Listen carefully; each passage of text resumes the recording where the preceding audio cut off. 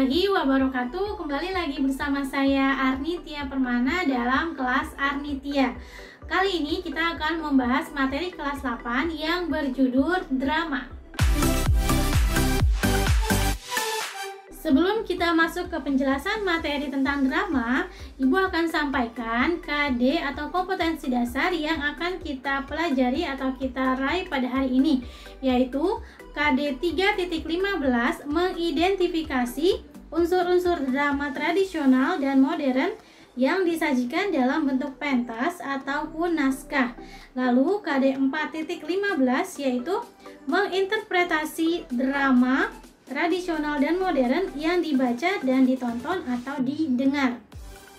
Tujuan pembelajarannya adalah kalian mampu mengidentifikasi unsur-unsur drama dan kalian mampu menginterpretasi drama yang dibaca dan ditonton serta didengar.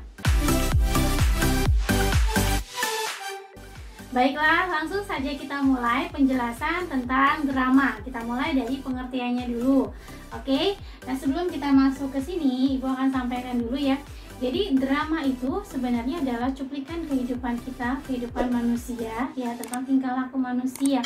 Nah sebenarnya kita sering sekali mengalami misalnya perasaan sedih, marah, kecewa, lalu kita berkelahi dengan orang lain gitu ya, kita memiliki masalah. Nah itu sebenarnya kejadian-kejadian yang terjadi secara tidak disengaja.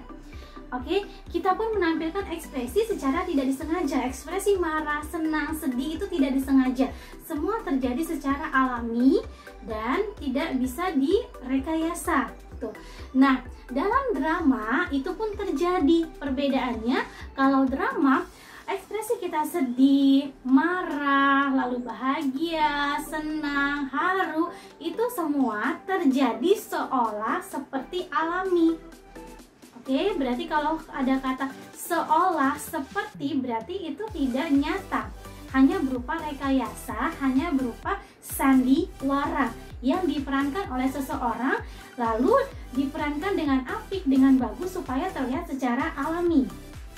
Oke, itu adalah drama.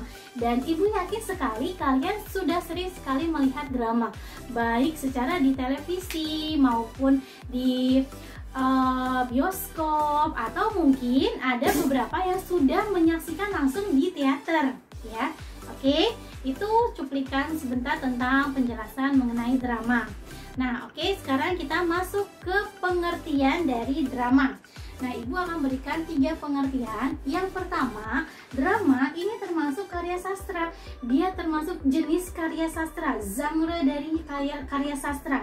Yang kita tahu, karya sastra itu kan terbagi menjadi 3 jenis, ya. Drama, puisi, dan prosa. Oke, dan ketiganya ini memiliki perbedaan. Kalau puisi biasanya dia berbait-bait, ya. Kalau prosa dia berupa paragraf. Nah, kalau drama dia bentuknya berupa dialog. Oke. Nah, jenis karya sastra yang ditulis dalam bentuk dialog dengan maksud dipertunjukkan oleh pemain. Jadi karya sastra ini setelah selesai ditulis dalam bentuk dialog, tapi tetap ada narasinya ya, sedikit-sedikit gitu, lalu dipentaskan, ditunjukkan oleh pemain, dipertunjukkan oleh pemain berupa acting yang tadi digambarkan di awal. Oke. Lalu pengertian yang kedua adalah sebuah kisah kehidupan yang ditampilkan di atas panggung. Oke, kisah kehidupan. Karena yang kita tahu, misalnya kita baca sebuah novel, cerpen, sebenarnya dia merupakan cerminan dari kehidupan kita. Lalu dinarasikan, diceritakan, diberikan bumbu-bumbu, diberikan cerita-cerita tambahan supaya lebih menarik. Begitu juga dengan drama. Dia merupakan sebuah kisah kehidupan yang dipertunjukkan atau yang ditampilkan di atas panggung. Oke, itu pengertian yang kedua. Yang ketiga, drama ini merupakan suatu teks yang menggambarkan kehidupan atau tingkah laku atau watak manusia yang dipentaskan. Jadi intinya drama itu setelah selesai kita tulis naskahnya, lalu kita pentaskan, kita sajikan, kita acting, kita bersandiwara supaya terlihat benar-benar nyata dan alami, supaya penonton itu bisa menghayati peran kita, menerima peran kita, dan kita bisa menghibur mereka. Oke, sekarang kita masuk ke ciri utama dari drama. Yang pertama, ciri utamanya dia berupa cerita, oke? Ya, tapi beda dengan prosa ya. Jadi dia berupa cerita tentang kehidupan manusia atau kehidupan sebuah makhluk gitu ya, kehidupan seseorang. Nah, digambarkan dalam sebuah cerita dan teks drama. Lalu yang kedua, didominasi oleh dialog. Jadi dalam teks drama itu kebanyakan atau lebih banyak tentang ditulis dari dialognya. Oke, berupa dialog. Ada narasinya tapi hanya beberapa, hanya 1 paragraf atau 2 paragraf, dan kebanyakan berupa dialog. Yang ketiga, cirinya adalah bertujuan untuk dipentaskan. Jadi penulisan naskah drama itu tujuan utamanya adalah dipentaskan oleh para pemain ya, supaya bisa disimak, bisa ditonton, bisa dinikmati oleh penonton. Oke, selanjutnya kita masuk ke jenis drama. Jenis drama berdasarkan waktunya atau masanya. Jadi ada drama tradisional dan drama modern. Oke, tradisional ini berarti bercerita tentang dewa-dewi, kerajaan, kesaktian, atau kejadian yang luar biasa. Dan biasanya dalam drama tradisional ini dipentaskan tidak menggunakan naskah. Oke, itu adalah drama tradisional. Oke, yang kedua, drama modern. Nah, drama modern ini biasanya dipentaskan menggunakan naskah. Jadi ada naskah dramanya dan bertujuan untuk memberikan pendidikan atau memberikan contoh yang baik kepada masyarakat tentang bagaimana kita harus berkehidupan, bagaimana kita harus bersosialisasi, bagaimana ketika kita memiliki masalah lalu solusinya seperti apa gitu. Karena dalam drama modern ini tidak mengandung hal-hal yang gaib atau yang magic seperti tradisional. Jadi lebih banyak mengandung cerita tentang kehidupan sehari-hari yang sering kita alami. Oke, karena bisa jadi ketika kita menonton sebuah dramanya itu memiliki cerita yang sama seperti kita. Nah, si tokoh menyelesaikannya seperti apa? Nah, itu bisa kita contoh, kita ambil, kita aplikasikan ke dalam kehidupan kita, gitu. Oke, karena salah satu fungsi dari karya sastra selain menghibur tentunya ya, itu bisa menjadi solusi dari permasalahan hidup kita. Karena cerita dalam sastra, puisi, terus drama itu berasal dari cerminan kehidupan manusia. Selanjutnya kita masuk ke istilah yang biasanya merujuk pada pengertian drama tradisional. Nah, yang pertama adalah sandiwara. Sandiwara ini, istilah ini diciptakan oleh Mangkunegara ke-7. Nah, ini berasal dari bahasa Jawa, sandi dan wara. Sandi itu berarti rahasia, ya. Wara itu artinya pengajaran atau pendidikan. Jadi pendidikan atau pengajaran rahasia. Lalu oleh Ki Hajar Dewantara, istilah ini diartikan sebagai pengajaran secara perlambang. Oke, pengajaran secara perlambang atau tidak langsung. Karena kan tadi ya, pengertian dari drama itu adalah memberikan pendidikan kepada masyarakat tentang bagaimana berkehidupan dalam sehari-hari. Oke. Yang kedua, istilah pengertian drama tradisional adalah lakon. Nah, lakon sendiri memiliki 3 arti. Yang pertama, ada cerita yang dimainkan. Cerita yang dimainkan dalam drama wayang, ya, wayang ini ya. Drama wayang atau film. Oke. Terus bisa juga lakon itu adalah cerita sandiwara. Yang ketiga, lakon itu bisa juga berarti perbuatan, kejadian atau peristiwa. Oke. perbuatan, kejadian, atau peristiwa. Baik, berikutnya adalah istilah toneel. Nah, ini istilahnya sangat terkenal atau populer pada masa Belanda ya. Nah, ini juga berasal dari bahasa Belanda, artinya pertunjukan. Oke. Terus yang kedua ada istilah sendera tari. Sendera tari ini kepanjangan dari seni drama tari. Nah, ini dimainkan oleh sekelompok penari yang mengisahkan suatu peristiwa atau kejadian melalui tarian dan mereka tidak berdialog. Oke, lalu yang kelima ini adalah tablo. Nah, tablo ini suatu pertunjukan juga. Dia juga tidak berdialog, hanya berupa posisi atau sikap ya, posisi atau sikap. Jadi bercerita dengan posisi atau sikap dan dibantu oleh pencerita atau naratornya. Oke, ini adalah istilah-istilah untuk pengertian dari drama tradisional. Berikutnya kita masuk ke jenis drama berdasarkan lakonnya atau isinya. Jadi ada drama komedi nih ya, atau pertama tragedi dulu. Drama tragedi ini berisi kesedihan. Jadi berisi kesedihan di awal cerita sampai akhir. Lalu yang kedua komedi, ini berisi hal-hal yang lucu. Lalu yang ketiga ada drama tragikomedi. Nah, ini berisi perpaduan antara kelucuan dan kesedihan. Oke, yang keempat ada drama opera. Kalau opera ini pertunjukan atau drama yang dialognya itu dinyanyikan lalu diiringi dengan musik. Yang kelima ada melodrama, melodi ya. Jadi ini pertunjukan atau drama yang dialognya itu diucapkan lalu diiringi dengan musik juga. Oke, jadi bedanya kalau opera dinyanyikan, kalau melodrama diucapkan dialognya. Oke, berikutnya adalah unsur drama. Unsur drama yang pertama adalah tokoh. Nah, tokoh ini merupakan orang yang berperan dalam drama. Orang yang berperan dalam drama. Nah, jenis tokoh ini terbagi menjadi 3. Ada tokoh protagonis, antagonis, dan tritagonis. Protagonis ini adalah tokoh utama, tokoh yang sering muncul ya. Oke, dan antagonis ini adalah tokoh penentang cerita. Yang ketiga adalah tritagonis, adalah tokoh pendukung atau pembantu atau pelerai dalam sebuah cerita dramanya. Oke, nah protagonis ini juga bisa disebut tokoh pendukung dalam cerita. Antagonis penentang, protagonis adalah pendukung cerita.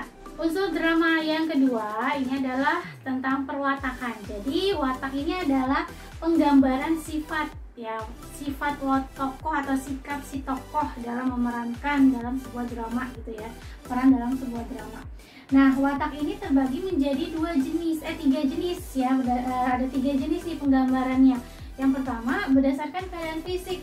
Nah, ini bisa meliputi yang digambarkannya itu adalah umurnya, jenis kelaminnya, lalu bagaimana kondisi tubuhnya, bagaimana wajahnya, pokoknya secara fisik digambarkan. Lalu yang kedua ini secara keadaan psikis, berarti tentang kejiwaannya, bagaimana emosinya, keadaan moralnya, standar moralnya, kegemarannya apa, lalu misalnya tentang ambisinya, temperamen kah atau tidak. Nah, ini digambarkan dengan keadaan psikis. Yang ketiga ini keadaan sosiologis atau keadaan sosialnya. Ini meliputi kelas sosialnya, pekerjaannya, oke, lalu jabatannya, oke. Nah, itu merupakan keadaan sosiologis. Unsur drama selanjutnya adalah alur. Alur ini adalah rangkaian peristiwa dalam sebuah drama. Oke, alur ini ada tahapan-tahapannya atau jenis-jenisnya nih. Pertama, dia pengenalan cerita dulu. Awal ceritanya, pengenalan cerita, latar atau tokohnya. Yang kedua, baru dia masuk ke awal masalah atau masalah awal. Nah, ini ya. Jadi belum menuju puncak, masih awalnya, penyebabnya. Yang ketiga, baru ini masalahnya semakin komplikasi, semakin menuju ke puncak atau malah dia sudah di puncak semakin rumit ya, atau dia klimaks, sudah masuk ke klimaks. Dan yang keempat ini masuk ke penyelesaian atau solusi. Oke, ini tahapan dalam alur. Lalu unsur drama yang berikutnya adalah tema. Tema adalah ide cerita, atau kalau dalam hal ini kan drama berarti ide dasar dalam sebuah drama. Yang kelima ini adalah setting atau latar. Nah, setting atau latar dalam sebuah drama memegang peranan yang sangat penting, karena kita mau membuat seolah-olah nyata, seolah-olah alami, makanya sangat diperlukan setting atau latar yang mendukung, mendukung sebuah dramanya. Jadi ini akan digambarkan, misalnya tempatnya kita di ruang tamu, berarti jadikan sebuah ruangan itu atau jadikan panggung itu menjadi ruang tamu. Ada kursi, meja, pajangan-pajangan atau foto-foto. Suasananya pun dibuat seperti ruang tamu. Waktunya pun kalau misalnya di pagar hari berarti itu sangat dibutuhkan lighting atau pencahayaan ya. Jadi ketika kita mau mementaskan drama, di setting ini adalah poin pentingnya, ada lightingnya ya, propertinya itu harus benar-benar mendukung kostumnya gitu, make upnya bukan make up fantasi tapi make up karakter. Kalau memang kita misalnya umurnya masih 20-an lalu kita memerankan sebagai orang tua, berarti dibutuhkan make up yang sesuai, make up karakternya yang sesuai supaya menyerupai orang yang sudah tua tuh. Nah ini jadi baru 5 ya, nanti selanjutnya akan Ibu bahas unsur drama yang berikutnya. Yang keenam dari unsur drama adalah dialog. Dialog ini maksudnya adalah ucapan atau percakapan yang harus diucapkan oleh si pemeran dalam drama. Nah, dalam dialog ada 3 hal yang harus diperhatikan. Yang pertama adalah tokoh. Tokoh ini adalah orang yang mengucapkan dialog. Yang kedua adalah wawancang. Nah, wawancang ini maksudnya adalah dialog yang harus diucapkan oleh pemain atau tokoh dalam sebuah drama.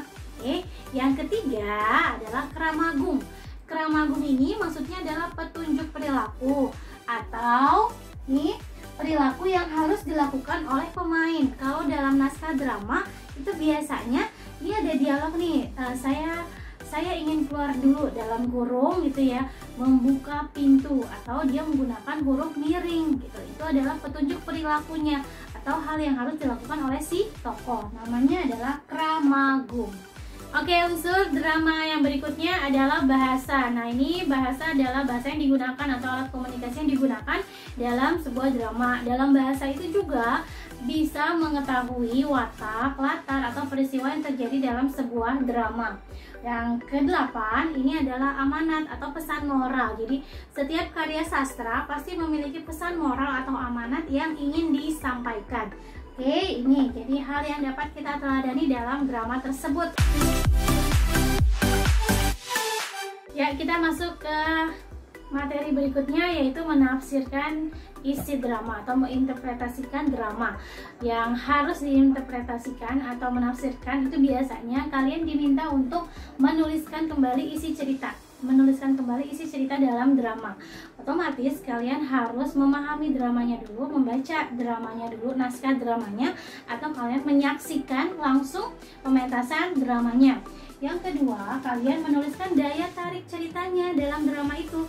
Daya tariknya apa? Apa hal menarik yang menurut kalian itu bisa kalian makin penasaran, menyukai drama tersebut? Apa hal menariknya? Dituliskan. Setelah itu, kalian juga menuliskan pelajaran hidup atau amanat atau pesan moral yang dapat diambil dalam drama tersebut. Selanjutnya yaitu memberikan tanggapan terhadap drama. Hal yang dapat ditanggapi dari drama adalah unsur dramanya. Bisa berupa tokoh, watak, latar, amanat, lalu dialognya, lalu bisa juga berupa settingnya atau alurnya kita tanggapi. Lalu apa yang harus kita perhatikan ketika kita memberikan tanggapan? Hal yang harus diperhatikan yang pertama adalah kita harus memberikan tanggapan yang logis. Jadi berikan tanggapan yang logis yang masuk akal. Oke, kalau memang bagus, berikan apresiasi. Oke, jadi tanggapan itu tidak harus berupa kritik, tapi bisa juga apresiasi, penilaian kita, penilaian positif terhadap karya dramanya. Oke, lalu kalau berupa hal yang negatif, misalnya kita mau mengkritik, kritiklah dengan menggunakan bahasa yang sopan, bukan yang menjatuhkan tapi yang sopan. Oke, bahasa yang mudah dimengerti, yang resmi, lalu sopan. Lalu yang ketiga, kalau itu berupa kritikan, tidak hanya berupa kritikan saja, tapi kita pun harus memberikan solusi tentang apa yang kita kritisi. Oke, berikan solusi, berikan saran supaya si pemain drama atau pembuat naskah dramanya atau orang yang terlibat dalam pertunjukan drama itu tahu, oh iya memang harus seperti ini, oh iya gitu ya. Oh berarti pertunjukan ke depan kita harus seperti ini supaya lebih bagus. Demikian pembelajaran hari ini, semoga dapat dipahami dan bermanfaat. Wassalamualaikum warahmatullahi wabarakatuh.